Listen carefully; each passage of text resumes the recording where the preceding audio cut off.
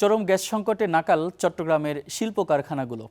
গ্যাসের চাপ কমে যাওয়ায় গত 2 সপ্তাহ ধরে বন্ধ রয়েছে বন্দর নগরীর বেশিরভাগ টেক্সটাইল ও নিটওয়্যার কারখানা। উৎপাদন থমকে যাওয়ায় বিশাল আর্থিক ক্ষতির পাশাপাশি সময়মতো রপ্তানি পণ্য শিপমেন্ট করা নিয়ে শঙ্কায় ব্যবসায়ীরা। চট্টগ্রাম থেকে সৈয়দ তামিম মাহমুদের রিপোর্ট। দিনরাত ছিল ভারী মেশিনের শব্দ আর শ্রমিকদের ব্যস্ততা। এখন সেখানেই যেন ভুতুরে নীরবতা। লাইনের পর লাইন সাজানো আধুনিক সব মেশিনপত্র, কিন্তু সচল নেই একটিও। সুইং কিংবা ডাইং সব সেকশনে একই দৃশ্য। এই স্থবিরতার মূলে তীব্র গ্যাস সংকট।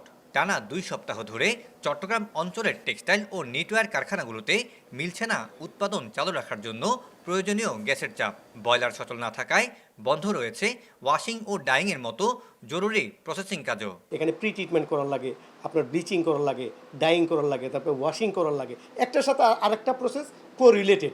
এক তো আমি পর্যাপ্ত সময় মতো বায়ারকে কাপড় ডেলিভারি দিতে পারতেছি না, আবার অপর দিকে কি যা করতেছি সেগুলোও ড্যামেজ। টেক্সটাইল কারখানাগুলোতে প্রোডাকশন না থাকায় ব্যাকলগে পড়েছে পুরো সাপ্লাই চেইন। ফেব্রিক্স সরবরাহ বন্ধ থাকায় তৈরি পোশাকের আন্তর্জাতিক ডেডলাইন মিস হওয়ার ঝুঁকিতে পড়েছে বেশিরভাগ প্রতিষ্ঠান। সব মিলে বিশ্ববাজারে প্রতিযোগিতায় পিছিয়ে পড়ার আশঙ্কায় রপ্তানিকারকরা। আমাদের সাপ্লাইয়াররা ঠিকমতো সুতা ওরা আমাদেরকে সাপ্লাই দিতে পারতেছে না।